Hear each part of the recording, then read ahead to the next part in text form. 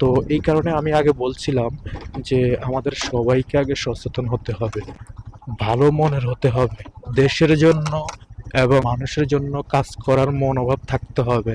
আরে ভাই, আপনি তো জীবিকা নির্ভর করবেন কর্ম করে।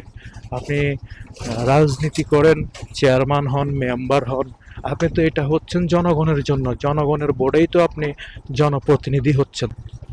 তো আমার কাছে একটা বিষয় মনে হয়, রাজনীতি যেটা সেটার সাবজেক্ট হচ্ছে আলাদা, তারপরে আপনাকে কর্ম করতে হবে, কর্ম করে খেতে হবে, সেটা হচ্ছে আলাদা।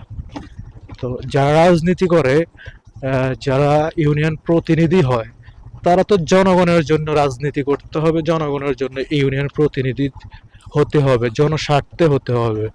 তাহলে আপনার কর্ম কি? আপনাকে তো একটা কর্ম করতে হবে। আর রাজনীতি করতে হলেও আপনাকে একটা কর্ম করতে হবে। তাহলে আপনার জীবিকা নির্ভর হবে কোত্থেকে? আপনি কি রাজনীতি করে আপনার জীবিকা নির্ভর করবে? রাজনীতিকে ব্যবসা হিসেবে নিবেন? তাহলে তো হবে না ভাই। তাহলে আপনাকে দিয়ে তো জনস্বার্থে কাজ হবে না, দেশের কাজ হবে না, জনগণের কাজ হবে না।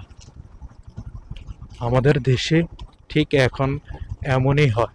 তো যাই হোক, আমার যে প্রবাসী ভাইয়ে ভিডিওটা করার জন্য রিকোয়েস্ট করেছেন, আমি পর্যন্ত চলে এসেছি। আর ইউসুফপুরের পাকা রাস্তাটা মসজিদের পাশ হয়ে এই পর্যন্ত এসেছে।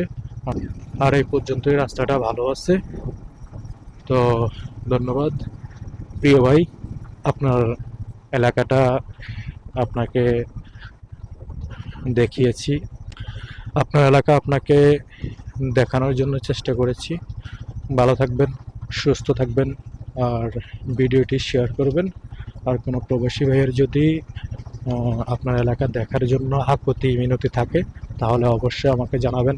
আসসালামু আলাইকুম রহমতুল্লাহি ওয়া বারাকাতুহু।